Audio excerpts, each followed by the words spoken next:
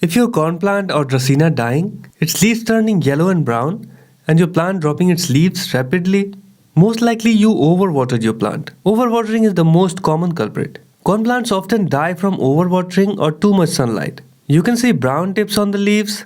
If it is so, then that indicates the roots of your plant can't breathe well. If the roots are slightly brown or white and wet, the plant is fine. Now what should you do at this condition? Avoid watering for a few days and monitor your Dracaena closely to see if it recovers. It may fix the problem and slightly yellow leaves may start turning green again. But if your plant has lost most of its leaves and you see wet soil all the time, or you see fungus on the soil surface, or it's stinky, in this condition you have to repot it. And if the roots are rotten, you have to trim them off. Before repotting, cut the brown leaves or infected leaves. Don't leave them like that. As you know, cutting and pruning encourages new growth in the plants.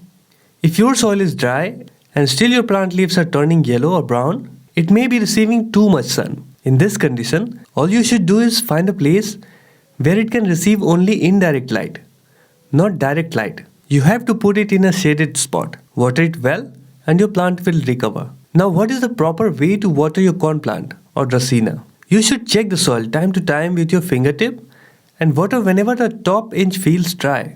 Dracaenas are really only meant to be watered every 2 to 3 weeks.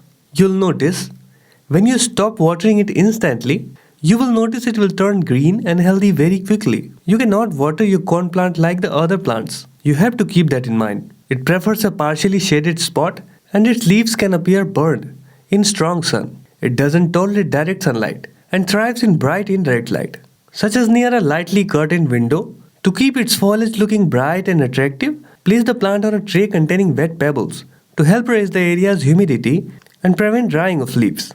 Now you see, in order to keep your plant healthy and alive, you should always choose a pot with good drainage, that when you water, it pours through the drainage holes. When you are repotting, you should choose a potting mix that drains well, or you can create your own potting mix by adding sand and gravel. Thank you for watching. I hope you liked the video. If it is so, give it a thumbs up and subscribe for more such videos.